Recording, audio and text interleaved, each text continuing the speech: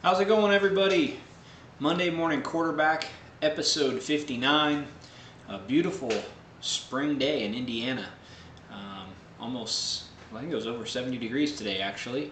Finally dried up enough to rush home and get my grass cut after work before coming back to do this. And so, yeah, we're hoping the weather changes and we can get some more racing in.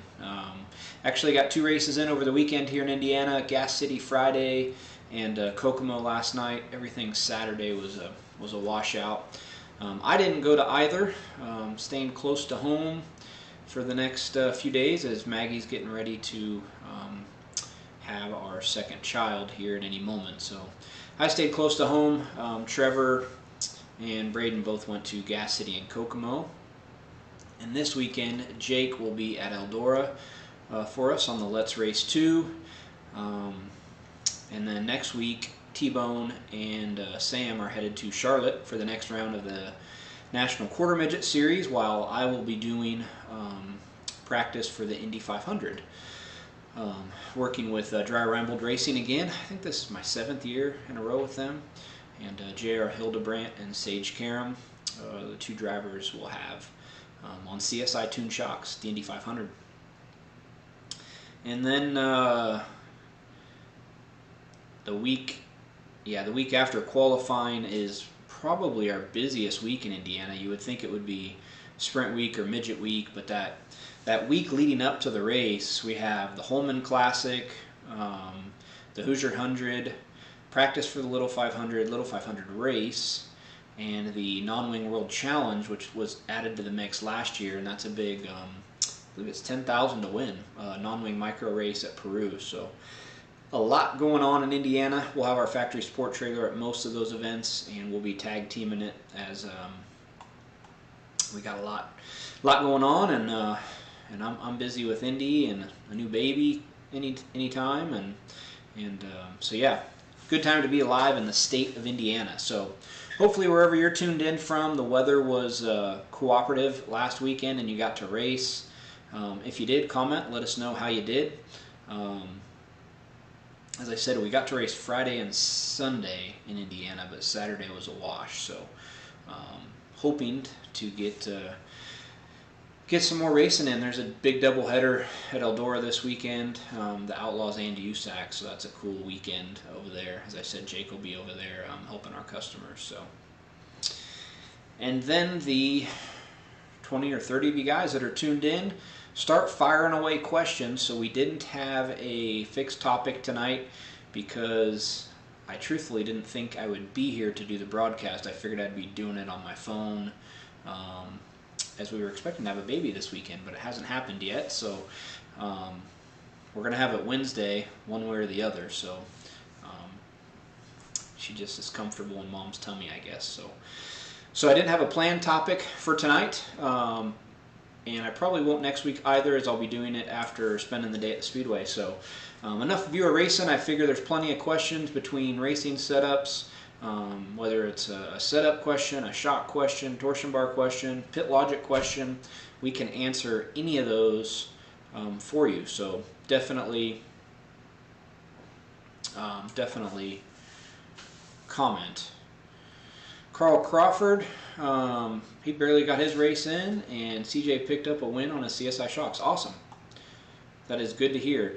If you're winning races, be sure to tag us on social media, because we love to hype up the fact that our customers won. We're always proud of you guys when you pull off wins. So definitely tag us on social media, whether it's Facebook, Twitter, Instagram, and let us know, and we will try our best to mention everybody through some form of social media. So, and we actually have really cool black and gold CSI feature win stickers. So if you've won some races this year, shoot me a DM and we will mail you some CSI feature win stickers. They turned out really cool. I wish I had one here to show you, but I don't have one in my office. So Kevin Battles, Rubby Hef Track, bump rubber right rear. No. Smooth, slick, or slick to a cushion works really well. When the track's really rough and heavy, you won't see any benefit of a bump rubber. It's probably going to load the tire too much when in most cases you're trying to keep it off the right rear. There could be the rare exception if you put such a stiff bump stack on there just to keep it off the right rear, but I think in the end we have enough leverage, we're probably still just going to load the tire too hard and we'll get oscillation and bouncing. So I don't recommend it in that instance. We certainly haven't seen much gain from it there. Slick tracks, big time traction adder when the track slicks off on the right rear for a non-wing car. So good question.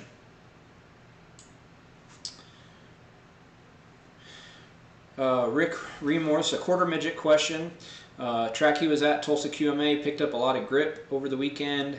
How do you stay ahead of the changes in the track? So in that instance, and this goes for dirt too, stopwatch is your best friend. So you know what the times were the last time you were on the track, and you should know who's who's a front runner and what times they should be running, and get them on the watch. Is the track slowing down or is it picking up? And if the track's getting faster with the quarter midget and it's getting more grip, typically the first move is to lower the left side to slow the weight transfer to the right.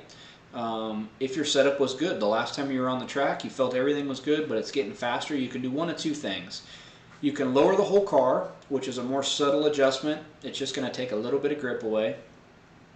Or you can lower the left side, and that's a little bit more aggressive of an adjustment, but both are going to free up enough to hopefully not lock down and still run the speed that you need to. Good question.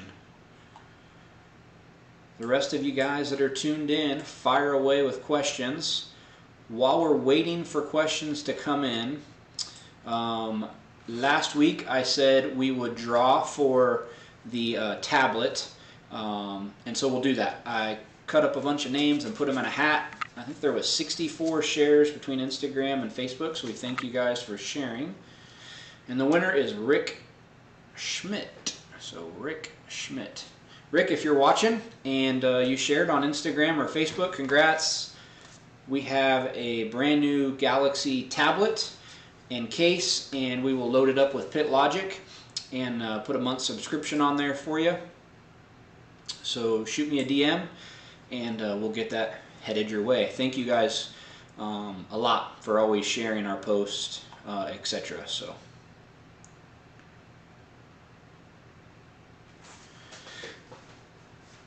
Kevin, the man, the myth, the legend behind Pit Logic. He has a great question. As the track gets slicker on a micro, difference between your adjustments on a wing car versus a non-wing car, or are they similar? So some of the adjustments are similar. General rule of thumb, move the right rear wheel in, kill some stagger, raise the nose, those kind of things. However, typically on a non-wing car, as it slicks off, we're going to be looking for side bite and trying to stick the right rear harder. Where on a wing car, we always want side bite, but we're trying to drive both rear tires into the track more to get the car to drive off square. And so the other thing with the wing, where we have the advantage of getting the wing back to help get weight over the rear tires, we typically won't tighten the car up as much as you would non-wing. Non-wing, you don't have the wing to stand up and get more angle and get the wing back, so typically we're a lot more aggressive with those changes. So if we have to kill stagger, we're going to kill more stagger non-wing than we would wing. Same thing with moving the wheel in. We'd move it in a bigger adjustment than we would with the wing. So I think the same principles apply. We're just going to take bigger swings at it. Usually we'll raise the nose more non-wing than we would wing because we don't have the wing pushing down on the rear tires, so we're going to try to give the car some more rake to get forward drive. But yeah, that's a great question. I don't know how some of these guys do it. I've been to some micro races lately where they'll run the same car wing and non-wing, very common, and man, they hardly have enough time to get the wings off of it before they go out for the next session. And so I don't know if those drivers are more talented than I was and they can just compensate, or if they're making shock adjustments or what. But for me, from wing to non-wing, the car should probably be blocked a little bit different. Definitely different shock settings, maybe different bars, and they just don't have enough time to pull that off when they're running back to back to back, wing and non-wing. So that's a tough task. Certainly at a place like the Shootout, where you have hours between each run, you can pull that off, but on a weekly show, it's not really feasible. So other questions, fire away. While we're waiting for some questions, if you haven't checked it out, I highly recommend it. Our iRacing League on Wednesday nights, the broadcast goes live at 7:15. I try to put a link on Facebook, but there's always a link on our YouTube page, CSI Shocks. While you're there, like and subscribe, and you'll get to see Kevin's son Chance and all sorts of CSI customers and Pit Logic users from around the country racing in a variety of cars each week. And it's really fun. They put on a good show. You'd think you're watching a real race. Sim racing is getting more and more popular, and we're happy to get involved with that and support a lot of our younger customers in their endeavors with that. So we sponsor Alex Bergeron in the World of Outlaws iRacing series, and he is the current point leader in that world championship, and they go live about the same time we do on Monday Morning Quarterback. So don't skip Monday Morning Quarterback to watch it, but when you're done with this, tune over, and that's about the time they're getting the heats finished up and getting ready for the A-Main, and that's fun to watch too. That's drivers from all over the world competing in that. So Casey Kane's got an esports team in that. Craig Kenzer does. Swindell Speed Lab's got a team, and we don't have a team. We'd like to, but we just have one driver we're sponsoring, and he happens to be the hot guy in the series right now. So any more questions on this beautiful Monday evening here in Indiana?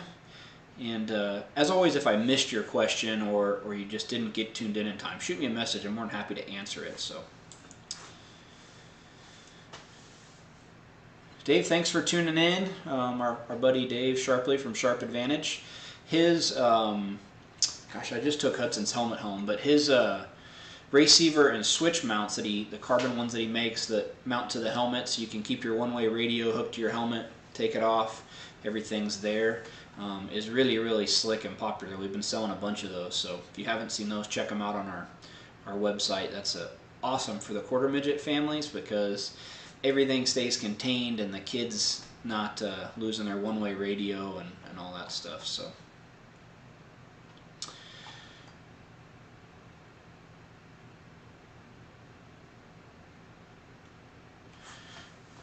Rick Remore, heading to Houston for a quarter midget parking lot race, very slick track. I just posted on our website, which I think I have the technology to show you, but I just posted some really good parking lot setups on our Pit Logic page. So let me see if I can do this right here. I wasn't prepared for this, but I think I can pull it off.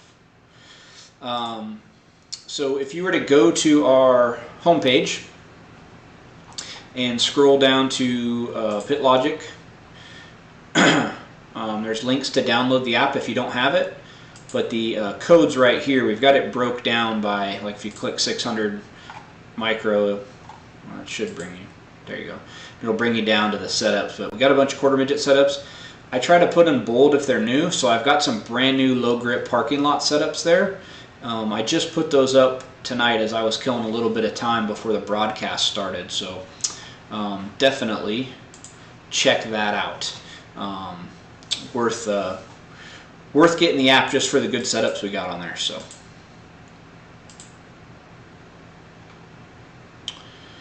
Steve, when should shock bumpers be used on the right front of a quarter midget? We use them on the right side a lot on slick tracks, and that works really well. When the track starts to lose grip, we'll go softer on spring rate, run our progressive bump kit, and then we almost have a dual rate spring, which works really well. So that is when we use it, low grip situations. David, do I prefer emails, messenger, or phone calls? Honestly, emails are the best because I have my phone with me at all times and I get notifications when I get emails.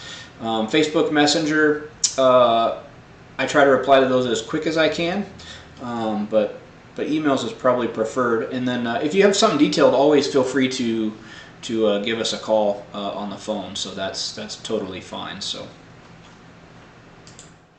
not a problem.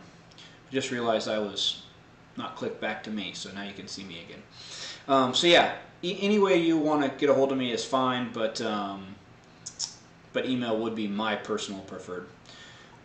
Colin, how do the Sharp receiver brackets mount to the helmet? So pretty easy. It's double-sided stick tape, and then it's got a hole to, and it comes with a little pop rivet to just, you can drill right through the main hole, pop rivet it, and then double-sided stick tape. It works really well. Sean, first night out with the shocks, and they're amazing.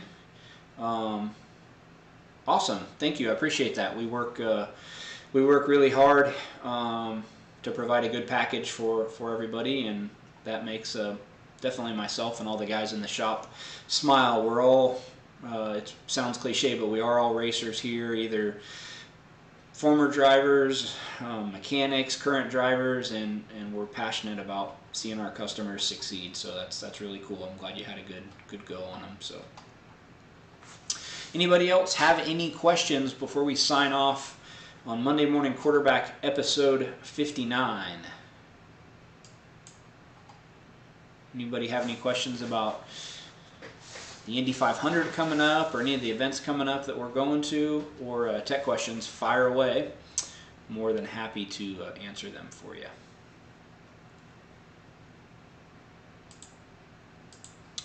No questions?